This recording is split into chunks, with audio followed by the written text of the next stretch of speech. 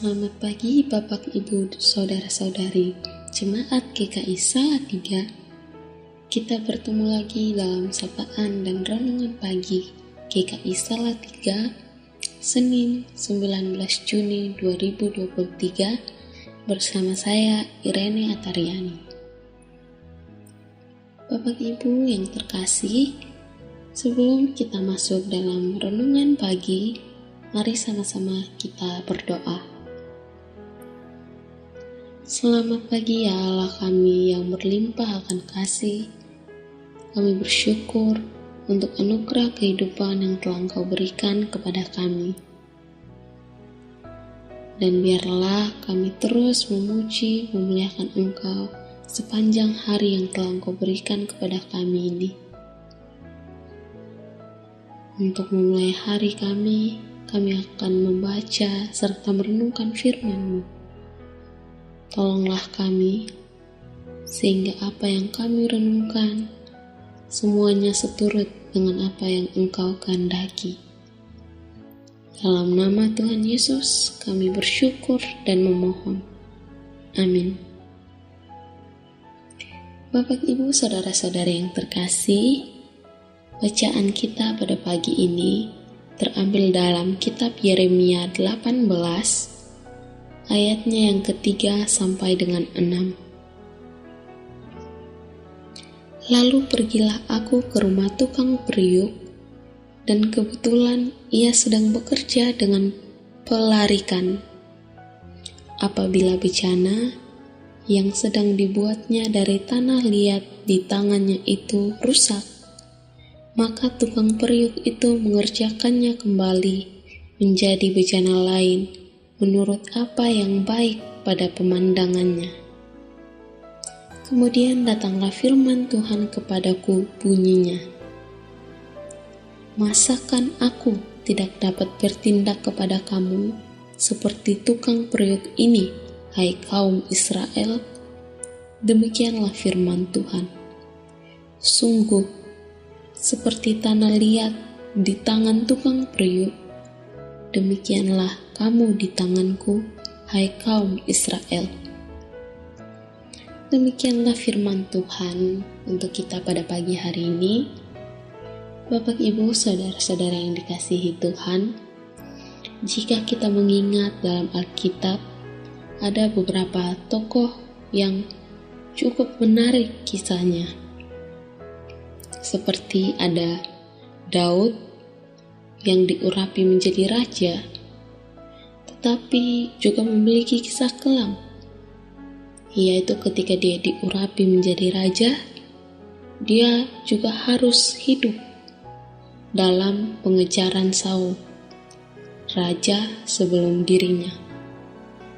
Kemudian ada Hosea, seseorang yang dipakai oleh Allah sebagai seorang nabi, tetapi harus memperistri seorang wanita sundal.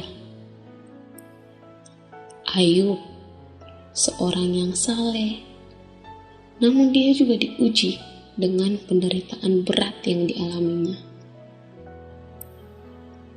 Kemudian ada Yusuf yang mendapatkan petunjuk dalam mimpinya bahwa ia akan menjadi yang terbesar dari saudara-saudaranya.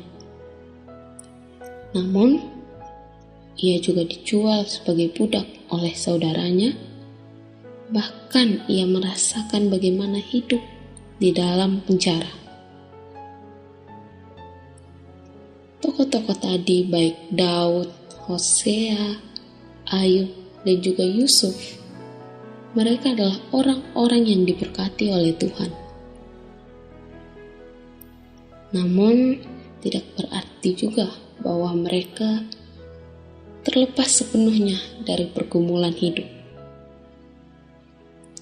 Mereka masing-masing diperhadapkan dengan persoalan kehidupan yang rumit, yang melelahkan dan menguras emosi mereka. Kalau kita ibaratkan dengan tanah liat, maka kehidupan mereka juga mengalami seperti tanah liat yang dibanting-banting dan dihancurkan sebelum dibentuk menjadi bejana yang indah. Dalam ayat bacaan kita tadi, Tuhan mengatakan bahwa Ia dapat bertindak sebagai tukang periuk. Tuhan berhak menghancurkan bejana yang rusak. Sedangkan kita, manusia yang penuh dengan dosa, ibarat bejana yang rusak itu.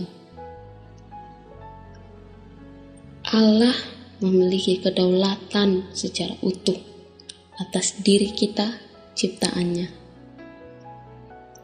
Dia dapat membentuk kita menjadi seperti apa yang Dia inginkan. Setiap peristiwa menyakitkan yang kita alami, setiap peristiwa menyedihkan, setiap peristiwa yang menyesakkan dan menguras emosi kita, itu dapat membuat kita merasa hancur. Namun, meskipun demikian,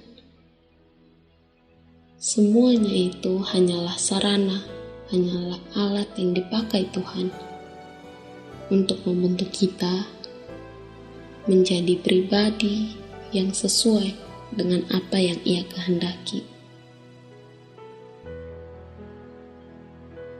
Kesabaran kita akan diuji melalui setiap proses yang tidak mudah. Justru dalam keadaan kesulitan kita, dalam masa kita menghadapi pergumulan kehidupan kita, kesetiaan kita kepada Tuhan diuji.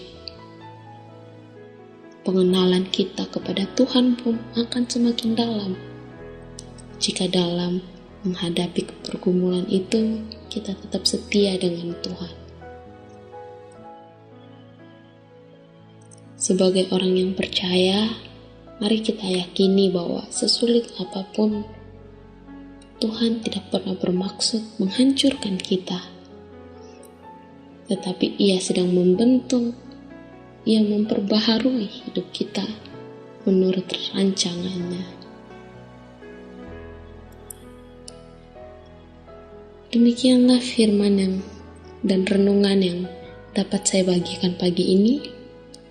Mari Bapak Ibu kita berdoa.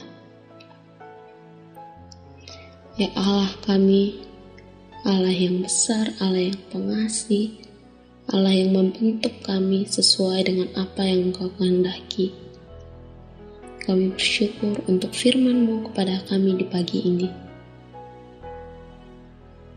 Ajarilah kami untuk dapat memahami kehendak-Mu dalam kehidupan kami.